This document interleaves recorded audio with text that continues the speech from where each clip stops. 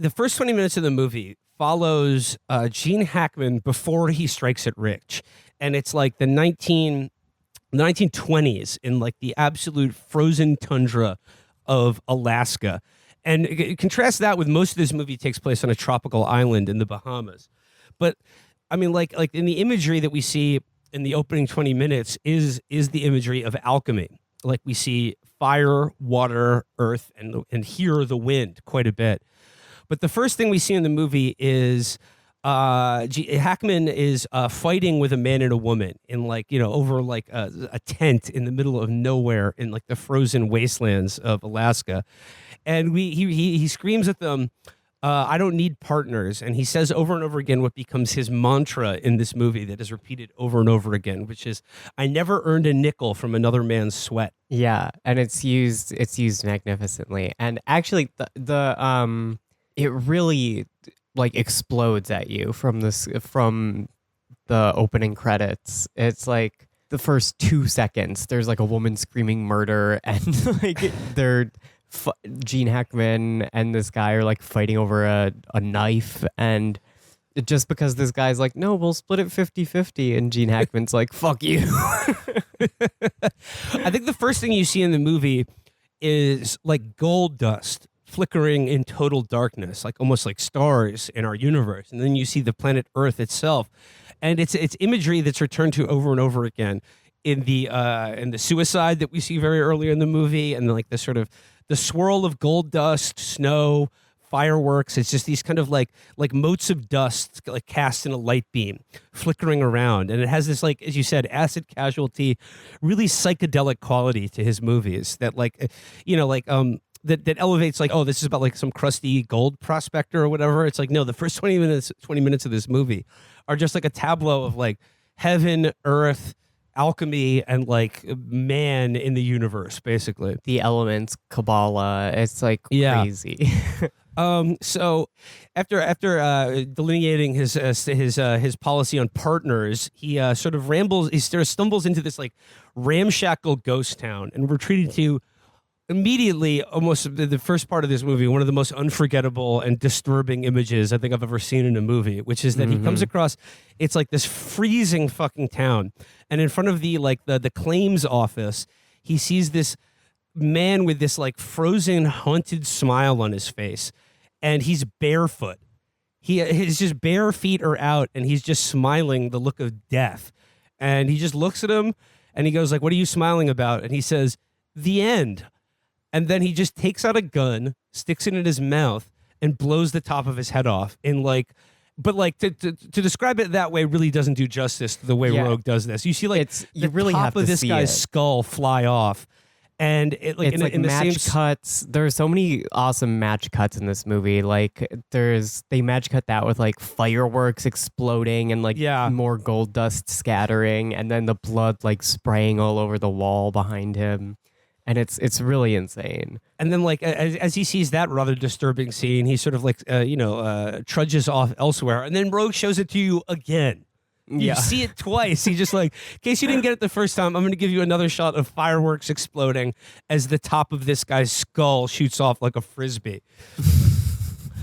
But like what we see here, I think in the first part of this movie is the character Jack McCann, the gold digger. We see his fundamental disconnect from humanity. Like, he doesn't want partners. He doesn't want to be around anyone or anything. All he cares about is this maniacal pursuit of the ecstasy of gold, of striking it big. And like, he's been doing this for years and is like, doesn't have much to show for it. And there's really a movie of it's like a movie of dichotomies. There's like the cold and the warm. There's the gold versus flesh is another dichotomy kind of presented, and rich white people and the black people that work for them on this tropical island is another one. There's quite a lot of juxtapositions. There's lots of juxtapositions between father and daughter in this movie, between the father and his son-in-law, played by Rutger Hauer. But we get to that. There's like another like moment of just like real, like, I don't know, magical realism, I guess you would call it, in the scene where basically like a philosopher's stone is like disgorged from the earth in a column of flame as Hackman basically lies dying underneath a frozen tree, surrounded by wolves who are like, just testing him out a little bit in a sort of prophecy of things to come later in the movie on his life on the life in the Bahamas. There's quite a lot of wolves that surround Jack McCann and his life. But this moment was crazy in the movie too, because like the tree does not look normal. It's like a witch tree. It's like a set, and the wolves' eyes have this really.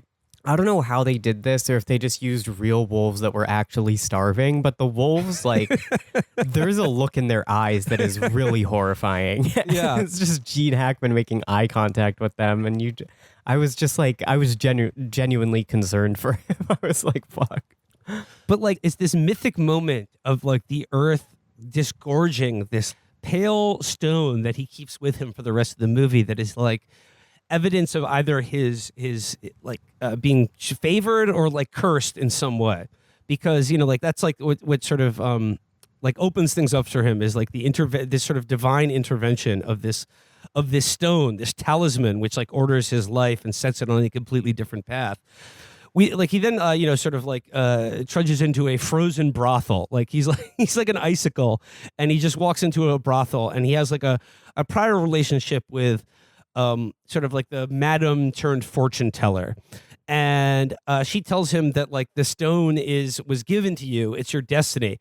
It's your destiny that everyone pays. And he tells another one of a great line that is like that is repeated over and over in this movie, or a couple times, is gold smells stronger than a woman. Mm-hmm. And the fortune teller, we see flashbacks of their relationship, and just in this scene, like it's just the rhythm of the camera, the edits, the movement. It's hypnotic, and she tells him that you'll find what you're looking for, but after, it's different. Like his luck has changed. He's not an ordinary man anymore.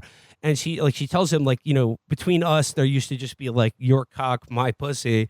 But now like that's all been replaced by gold. Like you only have a lust for gold, like not the lust of a man, only the lust for gold. But your luck has changed. And it's this like prophecy that is fulfilled as like, okay, so like the scene where he actually strikes gold is so unreal, hallucinatory and unbelievable. I was like, oh, Paul Thomas Anderson was fucking stealing from this movie like it was a riot and he needed a new TV or something.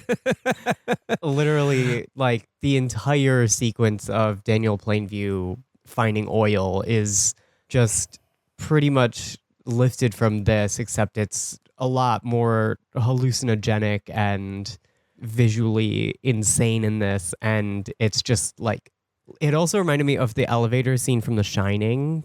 Like the way the blood kind of gushes out of the elevators, and except it's just with pure liquid gold. And this is all happening like set to the score is Wagner's Das Rheingold. So it's this like it's this mythic encounter. Like we see like fire as this primal force, like literally bursting forth from the ground, and then Hackman's character sort of falls into a crevice and like into this cavern that is just like littered with gold dust. And he digs into the wall and disgorges literally a river of gold that like washes him away. And like he emerges from the ground itself, like a hedge, like a woodchuck or like a groundhog, but covered in gold dust. Yeah. But like as this moment of his like the total consummation of his ecstasy, it cuts back to the fortune teller named Frida. For the full and it's episode, in this moment of like his discovery of the gold coincides with her.